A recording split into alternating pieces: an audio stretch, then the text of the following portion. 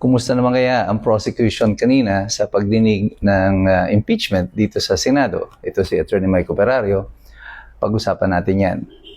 At kagaya ng sinasabi natin noon pa, I don't really think that the public prosecutors are really equipped for this. Kanya nga lang, tila napipilitan na sila na ang tatayo kasi nababatikos na sila na para lang sila mga dekorasyon doon.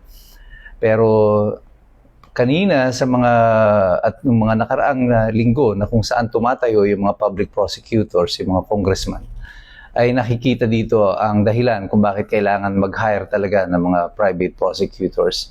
Pinakita nila dito yung kanilang kahinaan in the way that they deliver their questions. Yung opening statement ni De Lima was embarrassing.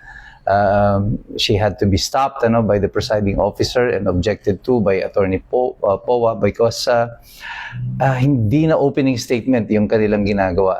It's a declaration already. Para silang nagbibigay ng privilege speech sa Kongreso na kung saan siguro nasanay sila na ito yung kanilang ginagawa at hindi nila ma-reconcile ito with the fact that they are now before the Senate. Hindi ito yung lower house, hindi kailangan dito yung political speeches. Hindi sila ang testigo.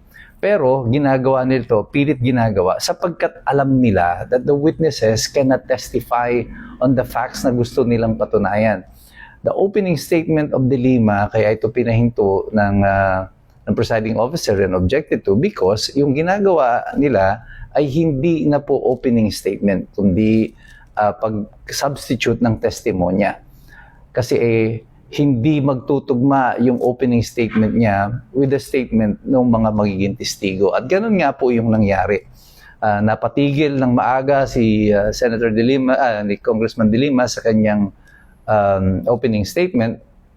Pagkatapos, they were instructed to proceed with the witness because that type of opening statement is no longer necessary because may magte-testify naman.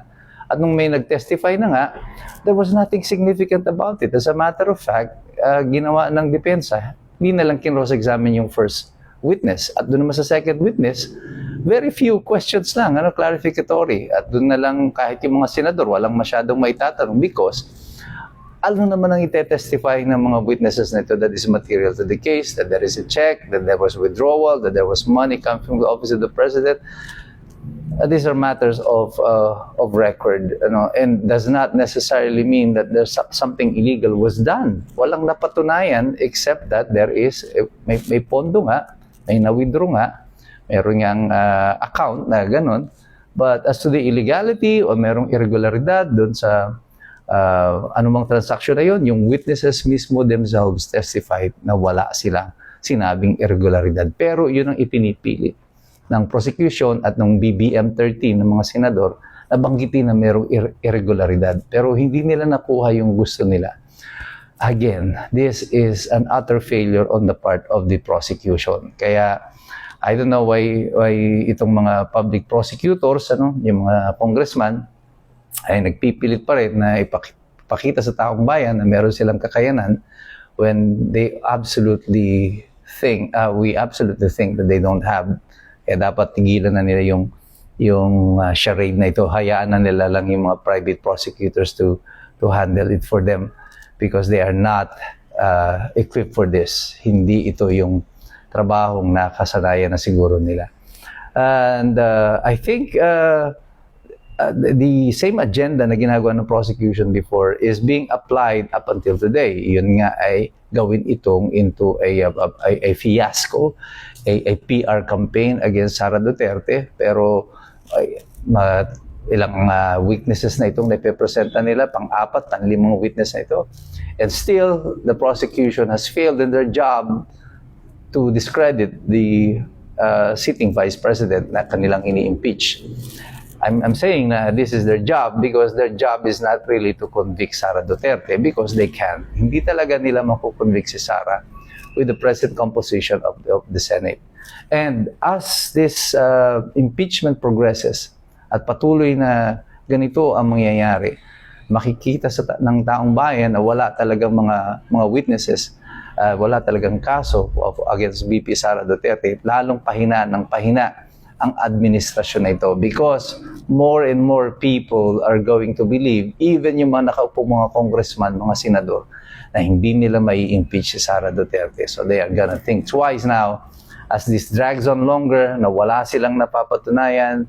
This is gonna be counted against the administration and they're gonna be put into a backpedal mode.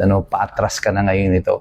Because as the time passes, sinasabi ko na sa inyo, the president is getting weaker by the day, by the minute.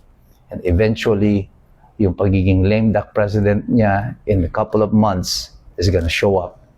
And people will be realigning themselves with the potential candidates or the potential presidents na susulpot sa mga darating na mga buwan at mga araw.